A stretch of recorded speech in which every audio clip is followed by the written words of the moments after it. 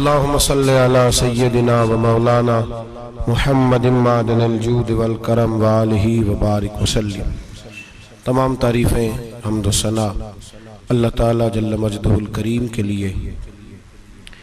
हर किस्म के दुरूद व सलाम नबी मुहतरम शफ़ी मुहतशम आकाए कुल ख़त्म रसूल दाना सुबुल अहमद मुश्तबा जनाब हज़रत मुहम्मद मुस्तफ़ा सल्लल्लाहु ताला अलैहि वसल्लम की ज़ाते वाला सिफ़ात के लिए हम्द व सलात के बाद कुछ औसाफ़ ऐसे हैं जिन्हें कुरान मजीद ने अल्लाह ताला ने अपने नेक बंदों की औसाफ़ और उनकी निशानियों के तौर पर बयान फरमाया है। अल्लाह तबारक व तआला के नेक बंदों में कुछ ऐसी चीज़ें पाई जाती हैं, कुछ ऐसी अलामात अल्लाह ने उनके अंदर रखी होती हैं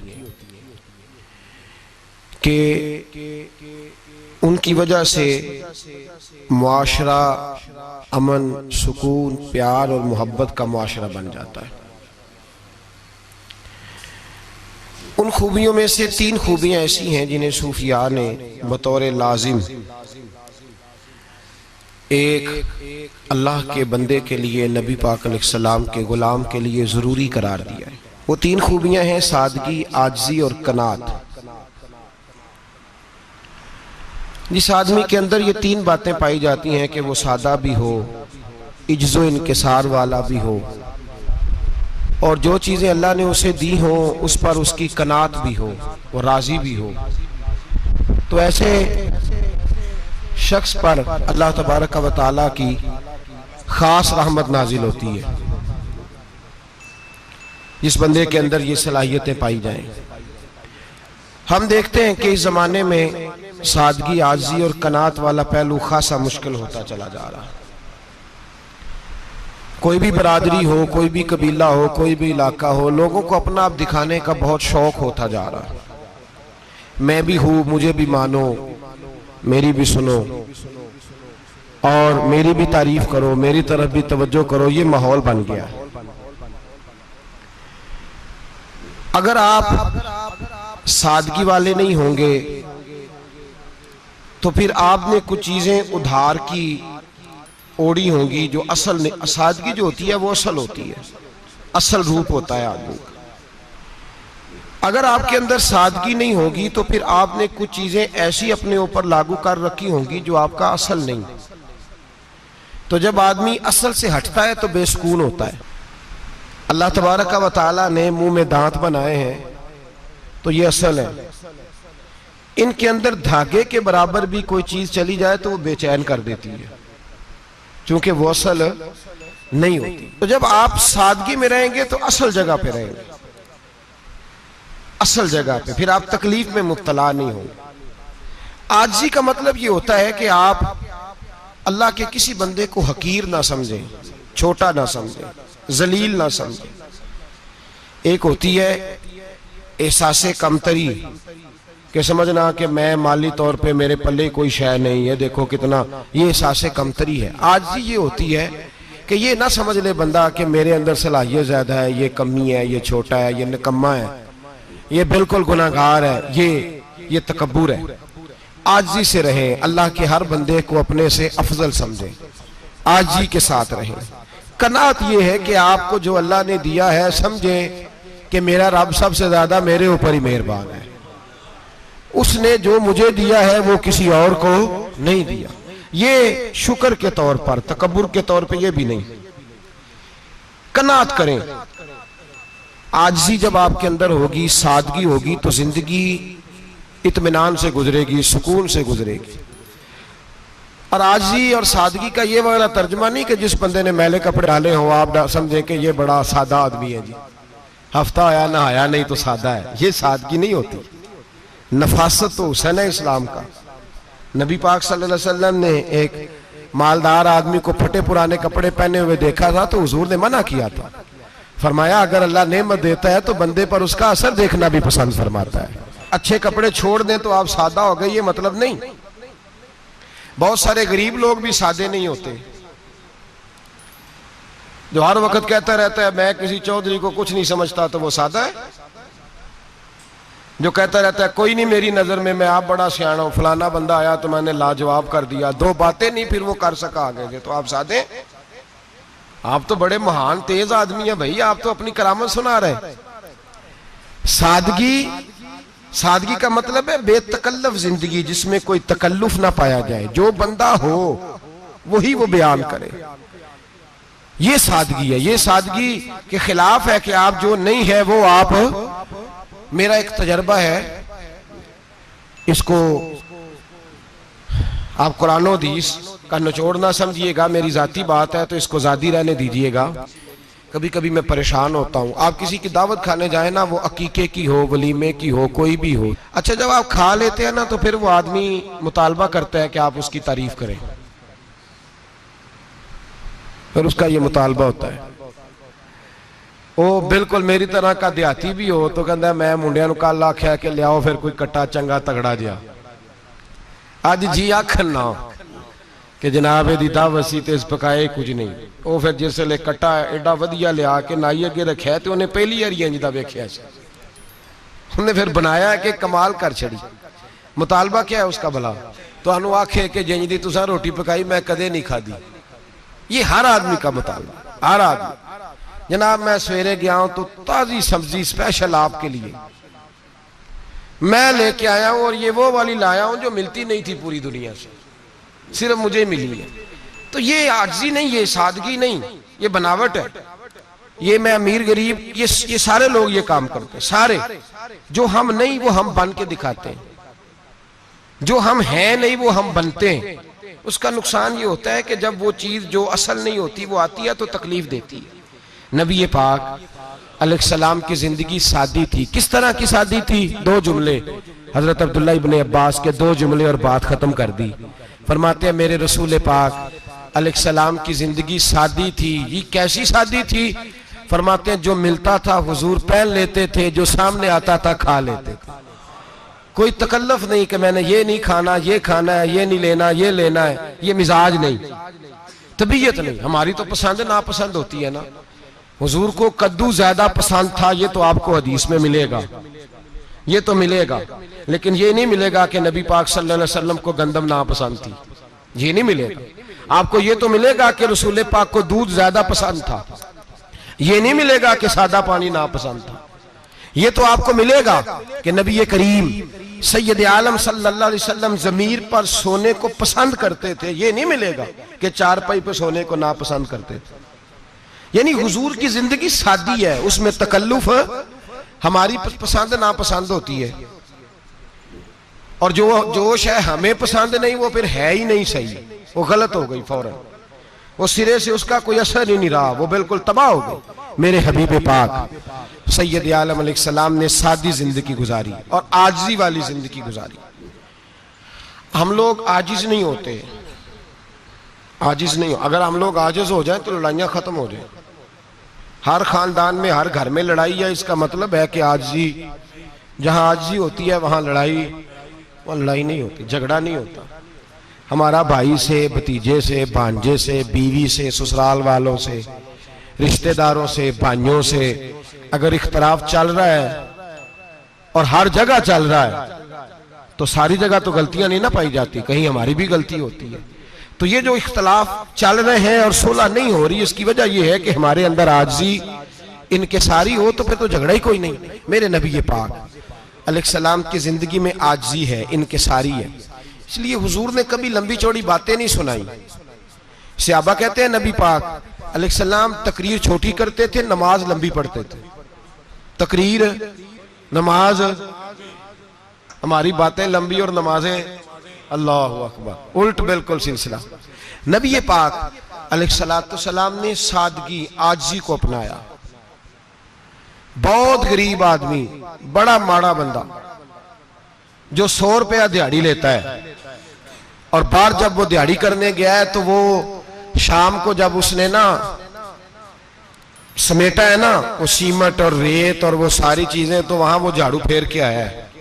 फेरते हैं ना जी मजदूर झाड़ू, ये काम वो करने को तैयार है, पर अपने घर में आके झाड़ू देने को तैयार नहीं वो, इसलिए कि ये उसकी मर्दानगी के खिलाफ है। बाहर जब वो गया है, किसी होटल में काम कर रहा है, टाई पैंट कोट पहन के वो बड़ा अच्छा, वहां अगर उसको बर्तन धोने पड़े तो धो लिए, बल्कि अगर नाराज ना हो जाए बाहर रहने वाले साथी, तो ढेरों लोग बाहर जाके होटलों में बर्तन मांजते हैं, लेकिन वहां उनके रोब को, उनके नाम को कोई धब्बा लगता, लेकिन घर के अंदर जिस बर्तन में उन्होंने खुद रोटी खाई है, अगर उनको ये कह दिया जाए ना कि ये धो लो, तो फिर तो तलाक तक नौबत आ जाती है, फिर तो मसला खराब है। फिर तो हो सकता है कि बीवी की अम्मा की भी खैर ना हो, तुझे उसने सिखाया ही कुछ नहीं, मुझे ही तूने कह दिया उठ जा। ये हमारा हाल है, और है हम सारे आजिज मिस्कीन, है हम सारे माड़े गरीब, ये सारा अपनी जगह तय। लेकिन जहां डटना है, बल्कि यूं समझ लें कि जहां रोब ना चला वहां मिस्कीन हो गए, और जहां चल गया अब बादशाह हो गए। मेरे रसूल पाक सैयद आलम अलैहिस्सलाम का उसवा नूर सुनो, सैयदा तैयबा ताहिरा हजरत आयशा सिद्दीका रदी अल्लाह ताला अन्हा फरमाती हैं, हुजूर घर में आते, अगर घर के अंदर झाड़ू देने वाला है तो मुस्तफा ने उठा के काम करना शुरू कर दिया है। ये मामूली बात नहीं। अगर हजरत फातिमा ज़हरा की चक्की पीसने के लिए फरिश्ते आ सकते हैं, तो रसूल पाक के घर का काम करने के लिए भी आ सकते हैं, आ सकते हैं। लेकिन मेरे नबी पाक सल्लल्लाहु अलैहि वसल्लम घर में अपने कपड़े धो लेते, फट जाते तो हुजूर सी लेते।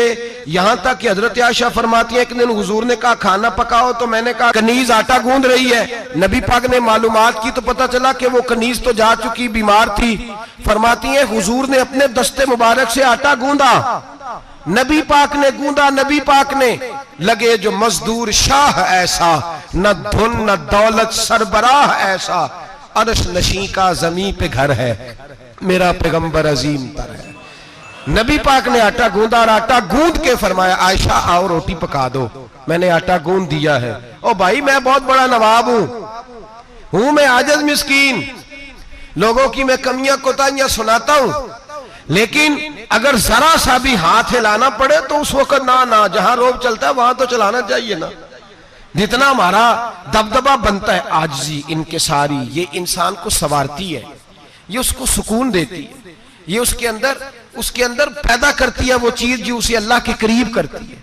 अगर आप बड़े हैं तो फिर आप बड़े ही रह जाएंगे, बन कुछ नहीं सकेंगे। अगर आप में तकब्बुर है तो फिर अना का बुत कायम हो जाएगा, बन कुछ नहीं सकेंगे आप।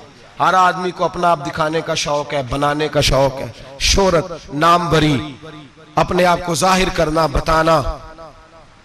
1,44,000 सहाबा थे मेरे रसूल पाक के, सारे कहिए सल्लल्लाहु अलैहि वसल्लम। जब हुजूर का नाम सुने तो दरूद पाक पढ़ा करें, सल्लल्लाहु ताला अलैहि वसल्लम। 1,44,000 सहाबा थे, काम कर गए, किसी ने नाम नहीं बनाया, काम किया। शायद चंद 100 के नाम किताबों में मिलते हो, बाकियों ने काम किया, नाम पर तवज्जो ही नहीं। और कुछ ऐसे भी थे जो आए नहीं, बात मानी है मेरे नबी पाक की, हजरत वैसे करनी रदी अल्लाह, तशरीफ नहीं लाए, घर रह के वे हुजूर की बात मानी है। माँ की खिदमत करो, नहीं आए, खिदमत करी, तशरीफ नहीं लाए, घर रह के बात मानी। दर्जा क्या दिया मेरे रसूल पाक अलैहिस्सलाम ने? ड्यूटी लगाई मौला अली शेर खुदा की, हजरत उमर फारूक रदी अल्लाह ताला। फरमाया मेरा जुब्बा ले जाना और मेरे अवैस से मिलना और उसे कहना मेरी उम्मत की बख्शिश की दुआ मांगे। भाई घर रह के बात मानी, कोई शोरा नहीं, कोई नाम नहीं। इमाम अब्दुल वहाब शौरानी कहते हैं करन के लोग उन्हें रोड़े मारते थे और उनसे पूछते थे तेरा नाम क्या है, तो जनाबे वैसे करनी फरमाते थे अगर तो कयामत में बख्शा गया तो नाम बता दूंगा, और अगर वहीं अड़ गया तो नाम से क्या रह जाएगा, यहां तो लिखा रह जाएगा। और फिर दुआ मांगी, इमाम शौरानी ने लिखा है दुआ मांगी हजरत अवैस करनी ने, ए अल्लाह मैंने जिंदगी छुप के गुजारी है, मुझे जाहिर ना करना। मैं सिरापा मखजन राज था और रहा था मुद्दतों राज में, ये तो तेरा शौक के दीद कशा कशा मुझे खींच लाया मजाज में। ए अल्लाह मैंने पर्दे में वक्त गुजारा है, अल्लाह मस्तुरना बिसुत्रिकल जमील। ए अल्लाह बस मुझे पर्दों में रखना, पर्दों में। उठ बुलिया चल उथे वसीए, जिथे वस देनी सारे अन्ने, ना कोई साडी जात पछाणे ना कोई सानू मन्ने। ए अल्लाह मुझे पर्दा दे, शोहरत नहीं चाहिए, मेरा नाम ना हो, कोई जाने कोई पहचाने ना, बस मैं तेरा हूं तो छुप के तेरे पास आ जाओ। इमाम फरमाते अल्लाह 70,000 फरिश्ते कयामत के दिन हजरत अवैसे करनी की शक्ल के पैदा करेगा और उन फरिश्तों के अंदर छुपा के जनाब अवैस को अपनी और अपने महबूब की बारगाह तक ले जाएगा। चूंकि वो छुपे रहे, जरूरत नहीं। मैं सिरापा मखजन राज था, मैं तो रहा था मुद्दतो राज में। ये तो तेरा शौक के दीद कशां मुझे खींच लाया, मजाज में शौक नहीं। मुझे भी पूछ लो, मेरा भी नाम ले लो। अब तो इस कदर ज्यादा अना का बुत आ गया। रोटी खिलाओ, जिसको खिलाई उसकी फोटो खींच के फेसबुक पे दो। पानी पिलाया तो पहले उसकी फोटो दे लो। अगर सलाम लिया तो पहले छोड़ दो यार, बस करो। ये अना के बुत बना लिए हम लोग। किस चक्कर में पड़ गई है दुनिया। एक गरीब को 2, 4, 5 रुपए क्या दे दिए, एक आटे का थैले का दे दिया, 4 अखबारों में खबर दे दी। ये आजी है, ये तरीका है। अब तो लोग यहां तक रियाकारी करने लगे, नमाज पढ़ने के लिए आते हैं तो पहले फोटो खींच के आते हैं, जुम्मे की तैयारी करते हुए। बस कर दें, बस करें, कहीं रुके, किसी जगह स्टॉप करें, अपने अंदर इंकिसारी पैदा करें। जो खत्म हो गया वो बच गया, जो अपने आप को बनाता रहा वो कभी बन ना सका।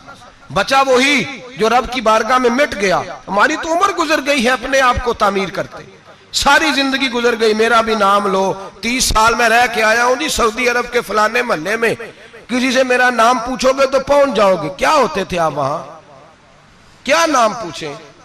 वहां तो बादशाहों के नाम अब कोई नहीं लेता, मिट गए। जो आए थे चले गए। गखड़ आना तो चौक से किसी से भी पूछ लेना, मैं भी होता हूं। क्या होते हो? यहां बड़े लोग थे जिनका तूती बचता था, खत्म हो गए। तू और मैं भी जाने वाले। और जमाना आएगा, मिटने के लिए दुनिया आई है। अगर दुनिया में खुद ब खुद अपने आप को मिटा के रखोगे तो अल्लाह इज्जत अता फरमाएगा। हम तो इतना खड़े हुए हैं कि बहनों से, भाइयों से, ससुराल से, रिश्तेदारों से कट गए हैं बिल्कुल, इसलिए कि बुत नहीं टूट रहा अंदर का। मेरे नबी पाक सैयद आलम अलैहिस्सलाम के गुलाम बड़ा कुछ थे, पर उनकी जुबानों पे कभी कुछ होने का जिक्र नहीं आया। बड़ा कुछ थे, वो बड़ा कुछ थे। हजरत अबू बकर सिद्दीक रदी अल्लाह, बड़ा कुछ थे ना। क्या बात थी। मेरे मुस्तफा करीम सैयद आलम सल्लल्लाहु अलैहि वसल्लम ने फरमाया, अबू बकर मेरा वो खलील है कि दुनिया में भी मेरा सज्जन है, कयामत में भी मेरा दोस्त होगा। दुनिया और आखिरत में वही अबू बकर है। मोहल्ले में 7 गरीब बच्चियां रहती हैं, वो कहती हैं हमारी बकरियां, बाप फौत हो गया, बकरियों का दूध धो दो। तो अबू बकर सिद्दीक बकरियों का दूध धोने चले जाते हैं, उनके घर का काम काज करके आते हैं। सैयदना उमर फारूक, मेरे नबी पाक अलैहिस्सलाम ने फरमाया, फरिश्ते 950 साल मेरे उमर की शान बयान करें तो खत्म नहीं हो सकती। इतना बड़ा शख्स उमर फारूक, इतना बड़ा आदमी।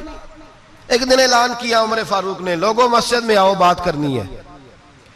अमीरुल मोमिनीन का पैगाम है, सारे मस्जिद में आ जाए। खचाखच मस्जिद नबी सहाबा से भर गई। और ऐसा जब ऐलान होता था तो सहाबा दौड़ के आते थे। शायद को जंग है, शायद किसी ने हमला कर दिया है, शायद कोई नई बात है। दौड़े आए लोग, मस्जिद नबी खचाखच भर गई। सैयदना फारूक आजम रदी अल्लाह तआला अन्हु मिंबर पे बैठे।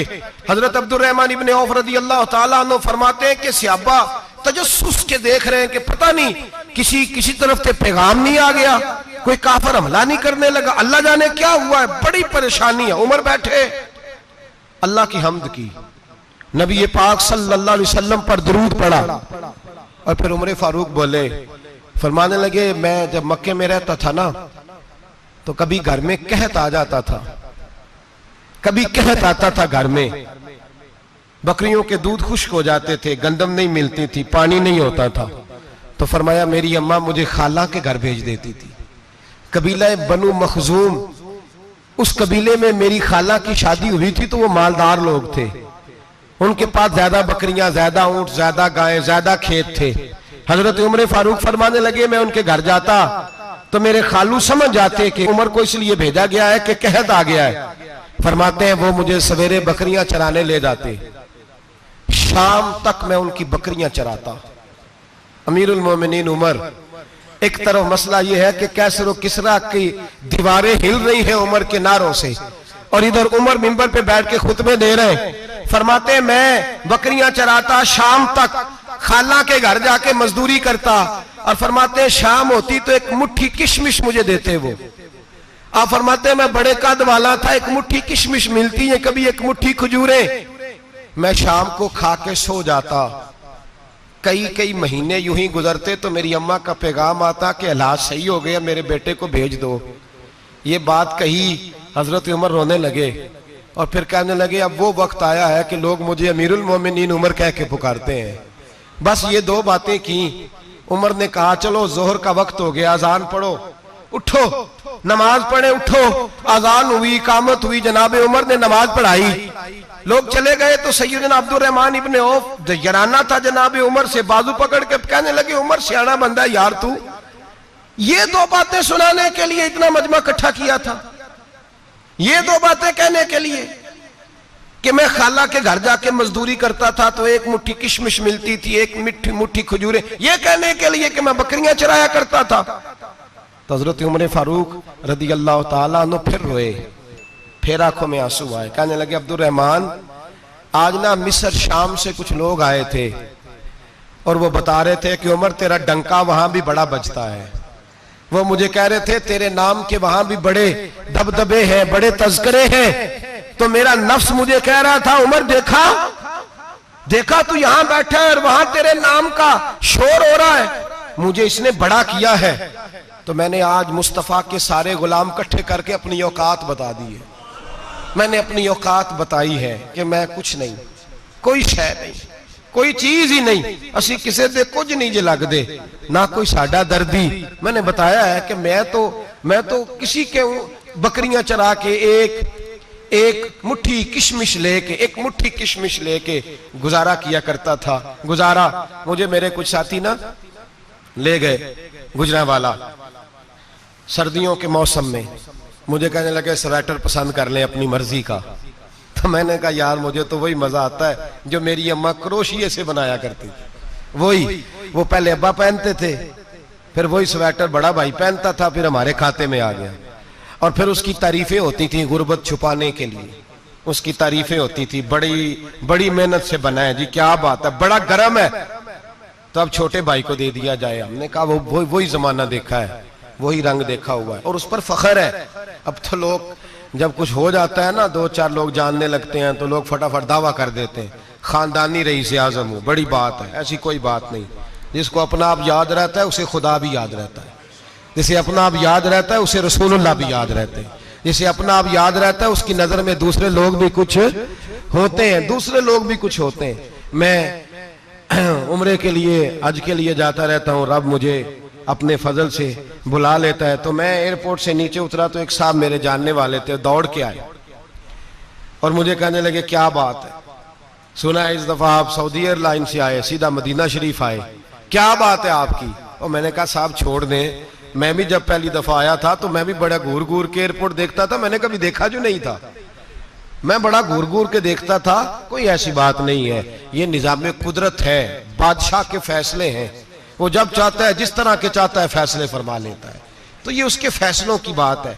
हम लोग ना जिस हैसियत पे होते हैं वहीं रह जाते हैं, पिछली बात भूल जाते हैं। इसलिए हम चाहते हैं जो भी हमें मिले झुक के मिले, जो भी आए, और ये मेरा आपका सबका मुश्तरका मामला है। मेरे नबी पाक सल्लल्लाहु ताला अलैहि वसल्लम ने सहाबा से पूछा तुम्हें बताऊं जन्नत के बादशाह कौन होंगे?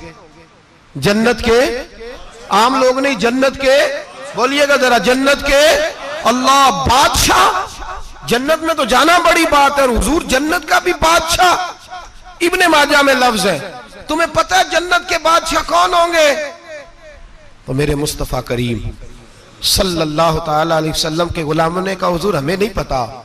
तो हुजूर ने फरमाया जन्नत के बादशाह वो लोग होंगे जिन्हें दुनिया में कोई भी नहीं जानता था, जिनके कपड़े सादे होते थे, जो गरीब लोग होते, जो सिफारिश करते थे तो उनकी कबूल कोई नहीं करता था, जो किसी के साथ जाते थे तो उनको मानता कोई नहीं था, वो जन्नत के बादशाह होंगे, बादशाह। और फरमाया क़यामत के दिन जब लोग उन्हें देखेंगे तो उन पर फख्र करेंगे, रश्क करेंगे, कहेंगे क्या बात है तुम्हारी, यहां तो शौक ही बड़ा है। गरीबों ने भी पोस्टर बनाए हुए हैं, डाकुओं, लुटेरों, चोरों की तस्वीरों के साथ लगवाए हुए, अपने आप को बड़ा करने के लिए। आजी इख्तियार करें, आजी इख्तियार करें, अपने आप को मिटाने की कोशिश करें। रब करीम के बंदे आगे बढ़ बढ़ के अपना आप दिखाते नहीं, बड़ा शौक है, पहले फोटो खिंचा लो, बाकी बातें बाद में होंगी, पहले वीडियो बना लो, बाकी कुछ और बाद में होगा। पहले अब तो परसों तरसों मुझे एक मौलाना कहने लगे कि आपसे मैंने, वो यहाँ जुमा पढ़ने आते हैं कभी कभी, मेरे दोस्त हैं, कहते हैं आपसे मैंने सुना था कि अगर कोई, उस नबी पाक का फरमान है, अगर कोई नजराना दे तो उसको ले लो, अगर कोई तोहफा दे तो उसको, हुजूर ने फरमाया ले लो, अगर तुम्हें को देता है, अपनी मर्जी से, मांगना मना है, खुद दे तो ले लो, वरना एक वक्त आएगा तुम मांगोगे तुम्हें मिलेगा नहीं, जब को दे तो ले लो।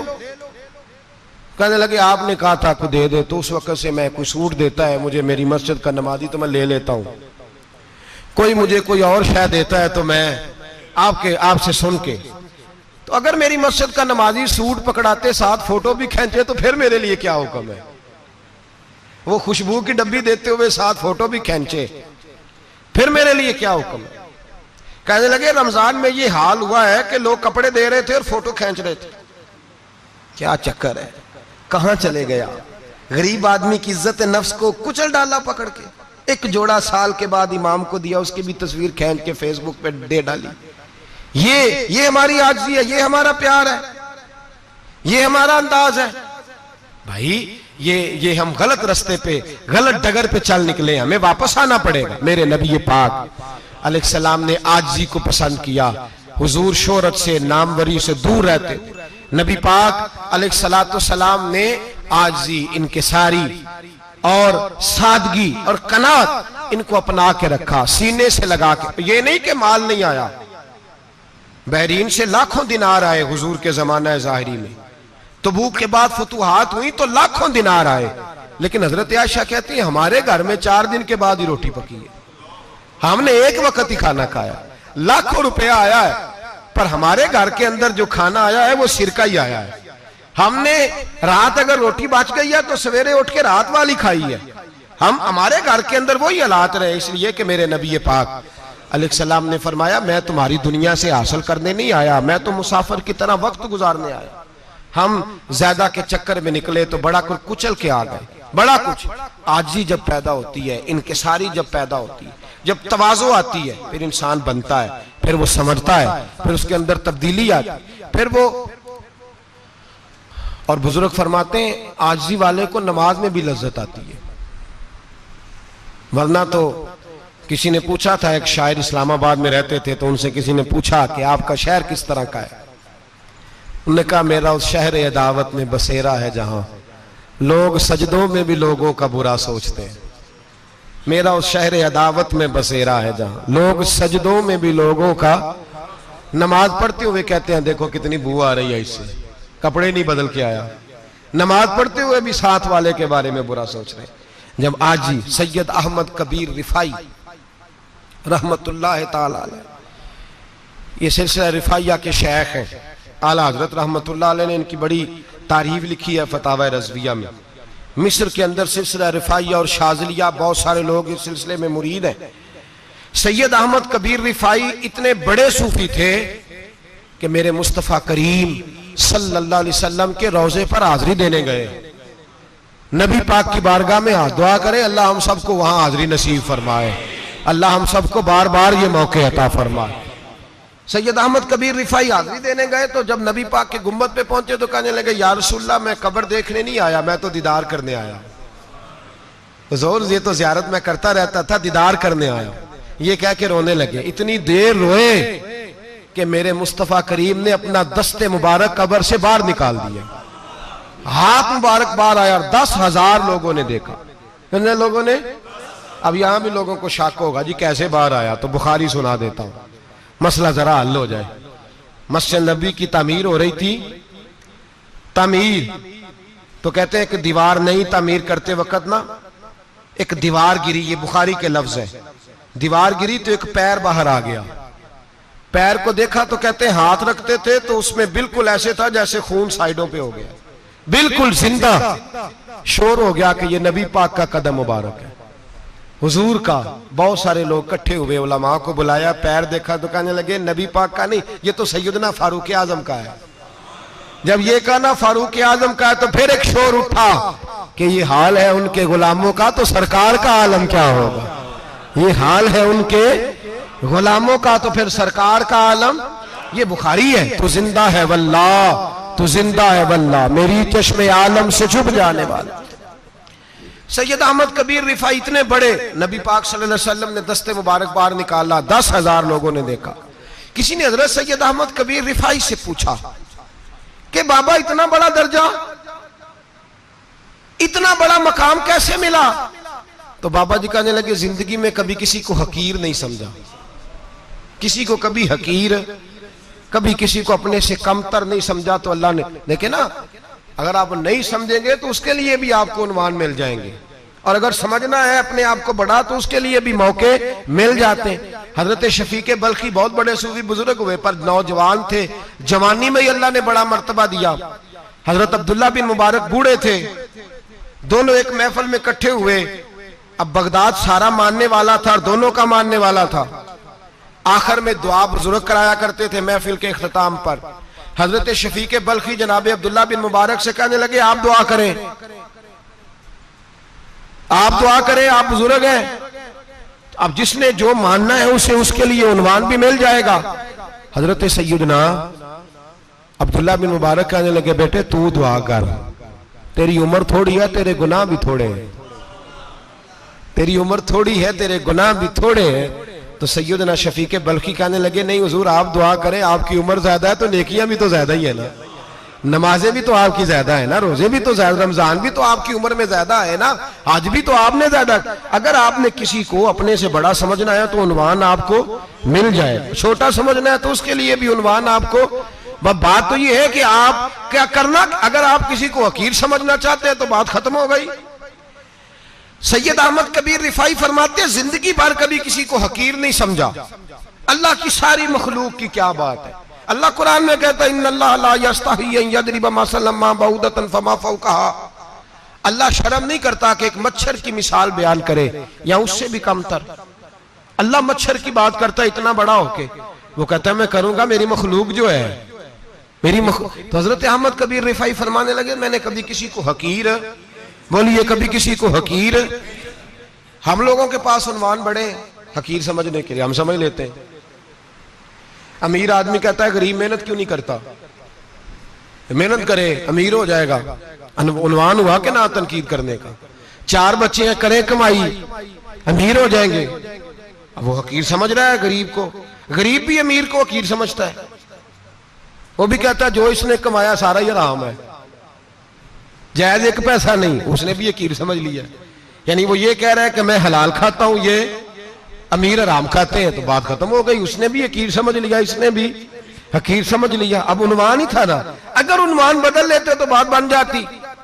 अमीर अगर ये कहता कि मैं इस गरीब की मदद करूंगा इसलिए कि पैसे मेहनत से नहीं मिलते, खुदा के फजल से मिलते हैं, तो वो ये ना कहता कि ये मेहनत करता तो आगे चला जाता। और गरीब अगर समझता इस बात को तो ये ना कहता अमीर सारे हराम ही खाते हैं, वो कहता भाई रब ने जो मेरे लिए पसंद किया मुझे दिया, जो इसके लिए पसंद किया इसे दिया, बात खत्म हो गई, झगड़ा खत्म। उन्वान तो मिल जाएगा आपको, मुस्बत भी और मनफी भी। तो अच्छी बात नहीं कि मुस्बत इख्तियार करें। सैयद अहमद कबीर रिफाई कहते मैं गुजर रहा था, एक दिन मेरे साथ ऐसा हुआ कि मैं गुजर रहा था खेत के अंदर से, इधर भी पानी था इधर भी पानी था। होता है ना पानी पानी होता है फसलों में कई दफा। कब होता है ज्यादा पानी? नहीं, जो कद्दू करी है जी, और जब कद्दू करते हैं ना तो दोनों जाने पानी भरा होता है ना जी, वो ट्रैक्टर भी पानी में चलता है। मैं पेंडू हूं ना, मुझे ज्यादा पता है क्या हालात होते हैं। तो वो इधर भी पानी इधर भी पानी, तो दरमियान में से वो मुंडेर होती है छोटी सी, वाटा खीदा अपनी जुबान है। तो कहते इधर भी पानी था इधर भी पानी था। सैयद अहमद कबीर रिफाई कहते हैं मैं गुजर रहा था, असर की नमाज का टाइम हो गया, मैं जल्दी जल्दी जा रहा, सामने से कुत्ता आ गया। इंसान अशरफुल मखलूकात है, लेकिन वो अल्लाह का शुक्र करेगा कि उसने मुझे अशरफ बनाया है। ये नहीं कह सकता कि ये मखलूक हकीर है, ये बुरी है, ये नहीं कह सकता। शुक्र करे कि मुझे अल्लाह ने अशरफुल। सैयद अहमद कबीर रिफाई कहते हैं कुत्ता आ गया सामने से। अब कुत्ता आया तो मुझे जल्दी थी, कुत्ता भी भीगा हुआ था। अब मेरा दिल करे कि कुत्ता नीचे उतरे तो मैं गुजरूं, कुत्ता खड़ा है कि ये साइड पे हो तो मैं गुजरूं। कहते हैं देर हो गई तो मुझे डर लगता था, मैंने कभी कुत्ते को भी नहीं झिड़का था, कभी कुत्ते को भी, अपनी इतनी हैसियत ही नहीं। झिड़का ही नहीं कभी किसी को। आप फरमाते हैं देर हो गई तो मैंने कहा या अल्लाह, हजरत सैयद अहमद कबीर कहते हैं मैंने कहा या अल्लाह इस कुत्ते को जुबान ही दे दे, मैं इसे कुछ समझा ही दूं, इसे जुबान ही दे दे, तू तो कादर मुतलक है। उसे जुबान दे दी तो मैंने कुत्ते से कहा नीचे उतर जा, मैंने नमाज पढ़नी है। तो कहने लगा बाबा जी आप उतर जाए, आप उतर जाए, आप उतर जाए, मैं क्यों उतरूं?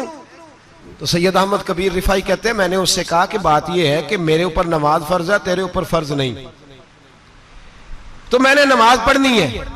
अगर मैं खेत में उतर गया तो कीचड़ है, मेरे कपड़ों को मिट्टी लग जाएगी, पता नहीं पानी पाक है कि नापाक है, तो तू उतर जा, तेरे ऊपर नमाज नहीं फर्ज, तो मुझे जाने दे।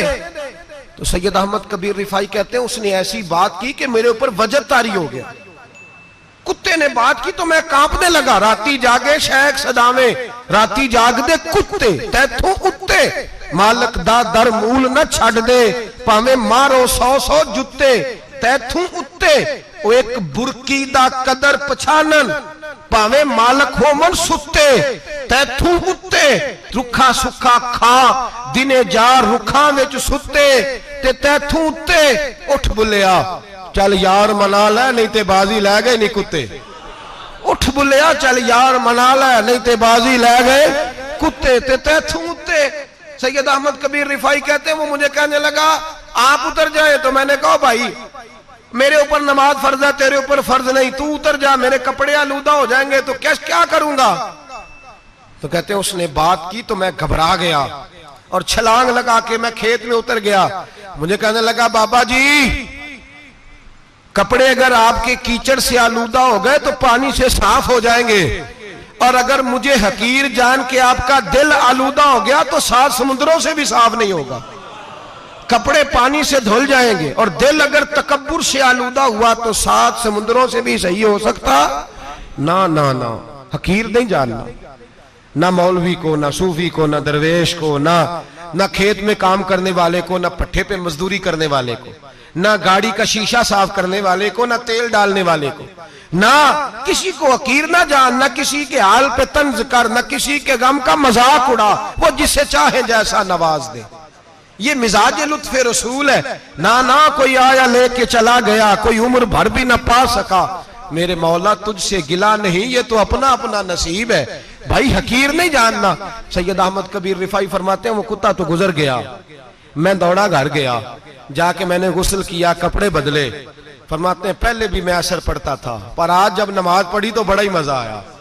मैं सर सजदे में रखूं मेरा उठाने को जी ही ना चाहे, मैं रुकू में जाऊं तो मेरा सर उठाने को दिल ही ना चाहे, मेरा दिल करे आज मगरिब लेट हो जाए, आज सूरज देर से गुरूब हो, मैं आज सारा दिन असर ही पढ़ता रहूं। भाई जब तू आजिज़ी वाली पढ़ता है, जब तू इनकिसारी वाली पढ़ता है, जब तू हजरत सैयदना मुआविया बिन खुतैज रदिया, एक हजरत मुआविया बिन सुफियान है, एक मुआविया बिन खुतैज सहाबी है, वो कहते हैं मैं जंग फतह करके आया तो सख्त गर्मी का मौसम था, मुझे पता था कि उमर फारूक दोपहर को आराम कर रहे होंगे।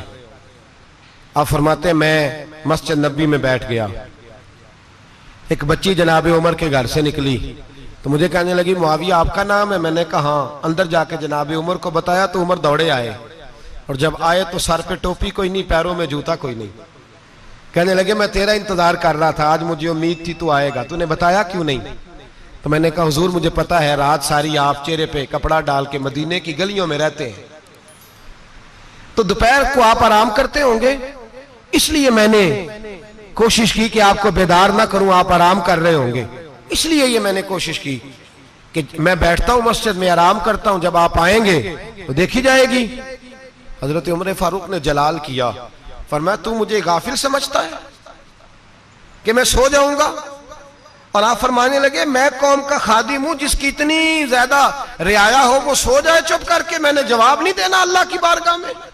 फरमाया मेरे अमीरों की तरह सोने जागने के वक्त मुकर्रर नहीं, मैं कौम का खादिम हूं, जिस वक्त भी आया करो मुझे जगा लिया करो, मुझे कब्र में जाके खुदा को भी जवाब देना है, मोहम्मद मुस्तफा को भी जवाब देना है। मेरे भाई याद रखे जब ये चीजें पैदा, और फिर हमने इन तकल्लुफात में, मैंने कई दफा ये बात बयान की है, अब तो लोग रिश्ते करते हैं तो डीसी कॉलोनी में किराए का मकान खरीदते हैं, दो चार गैरों की गाड़ियां मंगा के दरवाजे के आगे खड़ा करते हैं, रिश्ता हो जाता है बड़ा घर देख के। और जब शादी के चौथे दिन पता चलता है कि ये किराए का मकान था, तो रिश्ते मकानों पे कायम नहीं होते, एतबार पे कायम होते हैं। वो एतबार टूटता है तो जिंदगी भर कायम नहीं होता दोबारा। जो आप हैं आप वही रहें, जो आप नहीं है वो कभी बनने की कोशिश ना करें। और मेरे अजीज ये भी याद रखें, आजिज़ी आपको सवार देगी।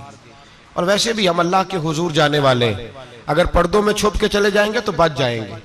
और अगर हम अपना आप दिखाते ही रहें, सारी जिंदगी इसी चक्कर में रहें कि मुझे भी पूछो, मुझसे भी मुशावरत करो, मेरी भी बात सुनो, तो ये अना की दौड़ तो खत्म ही नहीं होती।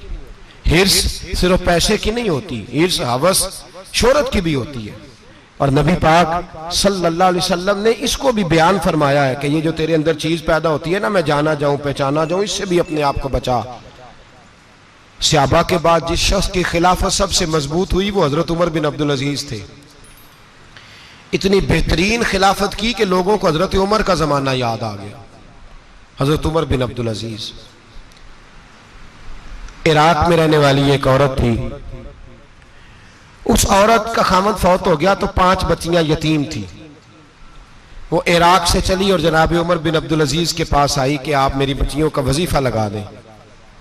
वो कहती है जब मैं पहुंची ना, यहां तो अब तो इस्तकबाल, आना जाना बड़े मामलात है। अब तो बच्ची की बारात आए और 5, 7, 10, 20 लोग दरवाजे पे खड़े ना हो तो बारात नाराज हो जाती है, कहते हमारा इस्तकबाल ही किसी ने नहीं किया। तो इस्तकबाल तो अब इस तरह है जिस तरह नशा नहीं होता, ये इस्तकबाल की हालत है, अमीरों से लेके गरीबों तक। मुझे पूछा ही नहीं, किसी ने कुर्सी नहीं दी, आगे नहीं बिठाया, अब ये वाला मामला है। और मैं मेरी तरह के लोग, नेक लोगों की बात नहीं करता। अब तो हम देखते हैं फुला मौलाना का इस्तकबाल हो रहा है, फुला के लिए लोग खड़े हो रहे हैं, नारे लग रहे हैं। और अब तो मैं देखता हूं ऐसे ऐसे हाथ लहराते हैं सूफी और दरवेश कहलाने वाले, जैसे सियासी लीडर लहराया करते हैं। ये क्या तरीका हुआ, ये कौन सा तर्ज जिंदगी। मेरे नबी पाक सल्लल्लाहु अलैहि वसल्लम ने फरमाया जो ख्वाहिश करे कि मैं आऊं और लोग खड़े हों वो तो जहन्नमी है, तो दोज़खी है। सारे वही तरीके हम इख्तियार करते जा रहे हैं, वही प्रोटोकॉल है हर जगह। वो लोग जिनके दरवाजे खुले होने चाहिए थे वहां भी हर वक्त के लिए मामला तय हो गए। याद रखें मेरे नबी पाक अलैहिस्सलातु वस्सलाम ने जो तालीमात दी, हजरत उमर बिन अब्दुल अजीज रहमतुल्लाह ताला अलैह। औरत कहती है मैं पहुंच गई, मैंने लोगों से पूछा घर कहां है, तो कहा वो जहां बोरी लटक रही है ना बाहर, टाट का पर्दा लगा हुआ है, वो हजरत उमर बिन अब्दुल अजीज का घर है। कहती है मैं दरवाजे पे दस्तक दी, एक औरत ने दरवाजा खोला तो मुझे बीबी जान के अंदर बुलाया। तो उनके घर के अंदर जब मैं दाखिल हुई तो बड़ा सारा सेन था, एक जानिब कुआं लगा था, एक तरफ एक बड़ा दरख्त था और एक छोटा सा बनाई हुई थी जगह बर्तन धोने के लिए। और बीबी ना बर्तनों को मिट्टी लगा के साबुन लगा के बैठी हुई थी, काम कर रही थी वो औरत। मुझे उसने दरख्त के नीचे बिठाया, पानी पिलाया। कैसे आई हो? मैंने कहा अमीरुल मोमिनीन से मिलना है। कहने लगी बैठो थोड़ी देर में आ जाते। कहती थोड़ी, मैंने समझा घर की कोई मुलाजमा है, मैं बैठ गई। थोड़ी देर गुजरी, फिर दस्तक हुई, उस बीबी ने उठ के दरवाजा खोला। तो जब वो शख्स अंदर आए तो कहने लगी बड़ी देर से बर्तनों को साबुन लगा के बैठी हूं, कहाँ रह गए थे? कहती है वो साहब कहने लगे बस जरा मसरूफ हो गया था, दौड़े गए, कुएं से पानी निकाला, बीबी को दिया, उसने बर्तन धोए। कहती है फिर थोड़ा सा सिरका और एक रात की रोटी वो लाई, उस शख्स ने खाई। मैंने कहा कि ये दोनों घर के मुलाजम हैं, मियां बीवी काम करते हैं। जब वो खाना खा चुके तो वो औरत मेरे पास आई, कहने लगी उठ के मिल लो अमीरुल मोमिनीन से। मैंने कहा कौन अमीरुल मोमिनीन? तो कहने लगी कब से तो आए हैं, ये जिसने कुएं से पानी निकाला यही मुसलमानों का अमीर है, और ये जिसने दरख्त के नीचे बैठ के सिरके से रोटी खाई है यही। ये फरिश्तों की दास्तान नहीं, ये वो लोग हैं। मैं रात को भी कह रहा था एक जगह पे कि ये लोग जो है ना जिनका आप रोज शिकवा करते हैं हुकूमतें बड़ी खराब हैं, ये कोई नहीं खराब, बिल्कुल खराब नहीं। जितने सियासी लीडर हैं सारे सही हैं। खराब वो लोग हैं जो इन्हें वोट दे के लीडर बनाते हैं, बिल्कुल खराब नहीं। मैं तो इनके हक में होता जा रहा हूं। नाराज हो गए ना आप लोग? अल्लाह करे तुसी हो जाओ तो अगले इलेक्शन च सियाने भी हो जाओ, आमीन तो कह दे। मैंने कोई मशवरा नहीं देना, इसलिए कि मेरी नजर में कोई ऐसा शख्स नहीं जिसके लिए मैं आपसे कह सकूं कि वोट दें। और हम तो ऐसी बात करें तो कई लोग नाराज होकर चले जाते हैं, लेकिन कोई परवाह नहीं, इसलिए कि ये दीन मेरे नबी पाक का दीन सिर्फ मस्जिद का दीन नहीं। इंशाअल्लाह आइंदा जुम्मे नजरिया पाकिस्तान बयान करूंगा और बताऊंगा कि पाकिस्तान का मतलब क्या, ला इलाहा इल्लल्लाह मुहम्मदुर रसूलुल्लाह सल्लल्लाहु अलैहि वसल्लम। हुजूर का जो कुरान नाफज होगा मस्जिद में, वो कुरान कचहरी में भी नाफज होगा इंशाअल्लाह। और वो कुरान नाफज होने आया है, असेंबलियों में वही कुरान नाफज होगा इंशाअल्लाह। और यही चिराग जलेगा तो रोशनी होगी। बयान करेंगे और डट के बयान करेंगे, आपको बताएंगे। बस जो बात समझा रहा हूं फिल वक्त वो समझे। मुजरम वो नहीं जो बड़ा बन के लूटता है, मुजरम वो है जो उसको सपोर्ट करता है, जिसने उसे बड़ा बनाया है। ये याद रख लें, हमारी कोई बचत नहीं होगी, हमसे पूछा जाएगा। हम सारे कचहरी में खड़े होंगे, अल्लाह सवाल करेगा कि तुम बताओ तुम इनके मददगार क्यों बने थे, तुम सपोर्ट क्यों करते थे, ये पूछा जाएगा और हमने जवाब देना है। बहरहाल आम दाम पर सरे मतलब जनाब उमर बिन अब्दुल अजीज रहमतुल्लाह अलैह के वो बीबी गई तो कहने लगी कि ये अमीरुल मोमिनीन ने कहा, वोट के हाजिर हुई, कहा हुजूर मैं इराक से आई हूं, मेरा खामद फौत हो गया, मेरी 5 बेटियां हैं, वजीफा लगा दे। वो बीबी कहती है मेरा दिल था कि यतीम बच्चियों का 100 दिनार साल का लगा देंगे तो बड़ी बात है। कहती है जब मैं उनके पास गई तो हजरत उमर बिन अब्दुल अजीज को बताया तो वो रोने लग गए और मुझसे माफियां मांगने लगे। मैंने कहा हुजूर आप क्यों माफी मांगते हैं? तो कहने लगे इसलिए माफी मांग रहा हूं कि तू मेरी रियाया में थी और तेरी 5 बच्चियां यतीम थी, तुझे खुद चल के आना पड़ा है। मेरा काम था तेरी खबर लेता, माफ कर दे अल्लाह की रिजा के लिए। उन्होंने वजीफा लिखना शुरू किया तो मेरी एक बच्ची का 1000 दिनार साल का लिखा। मैंने कहा अल्लाह तेरा शुक्र है। फिर दूसरी बच्ची का 1000 लिखा तो मैंने कहा अल्लाह तेरा शुक्र है। तीसरी का 1000, चौथी मैंने कहा शुक्र है। जब चौथी का लिखा तो मैंने कहा अल्लाह आपका इकबाल बुलंद करे, अल्लाह आपको हमेशा इसी तरह फलता फूलता रखे। कहते हैं जनाब उमर बिन अब्दुल अजीज ने कलम रख दिया, फरमाने लगे मैं 5वीं का वजीफा नहीं लिखूंगा, 4 बहनों से कहना बांट के इसे भी दे दे। कहा हुजूर क्यों? आप फरमाने लगे जब तक तू अल्लाह का शुक्र अदा कर रही थी मैं भी रब से जुड़ा हुआ था और अल्लाह से डर के लिख रहा था। अब तूने मेरी तारीफ की है, अब मेरी जात आ गई है, अब मैं अगर ये वजीफा लिखूंगा तो इससे अल्लाह राजी नहीं होगा, इससे मेरे नफ्स में रिया पैदा होगी। अब मैं 5वीं का नहीं लिखूंगा, जा और जाके इराक के गवर्नर को दे। बीबी कहती है मैं घोड़े पे बैठी और मैं चंद दिनों के बाद इराक पहुंची। जब सवेरे आके मैंने वालिए इराक को रुका दिया तो वो चीख मार के रोया। मैंने कहा क्या हुआ? तो कहने लगा बीबी आज रात को हजरत उमर बिन अब्दुल अजीज का इंतकाल हो गया, फौत हो गए, तो इंतकाल कर गए। कहती मैं भी तड़प के रोई। मैंने कहा मेरी यतीम बच्चियों का क्या बनेगा? तो वो गवर्नर कहने लगा तेरे वजीफे जारी रहेंगे, तुझे मिलते रहेंगे। तो कहने लगी कैसे? कहने लगा मैं अगर तो गवर्नर रहा तो तेरा वजीफा जारी रहेगा और अगर गवर्नरी से उतर भी गया तो मैं जाती तौर पे मालदार हूं, फिर भी तेरी बच्चियों के माहाना पैसे पहुंचते रहेंगे। मैंने कहा तू क्यों देगा? कहती है वो रो पड़ा। कहने लगा अगर अमीर हजरत उमर बिन अब्दुल अजीज जैसे हो तो फिर अल्लाह गवर्नरों के दिलों में भी रहम डाल दिया करता है, फिर मेरे जैसे लोगों को भी वो बदल देता है।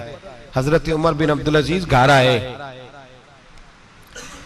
3 बेटियां थी। एक को आवाज दी, वो आई तो उसने मुंह पे हाथ रखा है। दूसरी को आवाज दी, वो आई तो मुंह पे हाथ रखा है। तीसरी को आवाज दी तो मुंह पे हाथ रखा है। आपने अपनी बीवी से कहा कि ये बच्चियां मुंह पे हाथ क्यों तीनों ने रखा हुआ, क्या बात है? तो बीबी रो पड़ी, कहने लगी 4 दिन हो गए मेरी बेटियां प्याज से रोटी खा रही हैं, 4 दिन हो गए, उनके मुंह से बदबू आती है इसलिए वो आपके सामने आती हैं तो मुंह पे हाथ रख लेती हैं 4 दिनों से। बीबी रो रही है, हजरत उमर जलाल में आ गए। आप फरमाने लगे तू ये रो रही है, तू रोई है, तूने मेरे घर में रह के अल्लाह की नाशुक्री की है, तू शुक्र अदा नहीं करती कि 3 वक्त प्याज और रोटी तुझे घर की 4 दीवारी के अंदर मिल जाता? रो रही है और मैं आ मेरे साथ बाहर निकल, तुझे वो लोग दिखाऊं जो झोपड़ियों में रहते हैं और मांग के खाते हैं, आ तुझे दिखाऊं। इतनी नाशुक्री कि घर के अंदर प्याज पहुंच रहा है, रोटी पहुंच रही है और तू कहती है मेरी बेटियां प्याज से खाती हैं, शुक्र कर फाके नहीं काटने पड़े। फिर अगले लफ्ज कहे तो रो पड़े। फरमाने लगे मैंने तो मुस्तफ़ा के वो हालात भी सुने हैं जिसमें कई दिन बीबी फातिमा ने फाके किए। तू घर के अंदर पे आज पहुंच रहा है, तो अभी भी सादगी, आजिज़ी और कनात नेमत थी इन लोगों की। हमारे यहाँ रोज शिकवा है, किस बात का? गाड़ी कोई नहीं। रोज रोना है, किस बात का? बंगला कोई नहीं। रोज रोना है, किस बात का? बैंक बैलेंस कोई नहीं। 10 जोड़े क्यों नहीं ईद पे आए? और ये सिर्फ औरतों का मसला नहीं, हमारे अंदर भी ये बात बदरजे औला।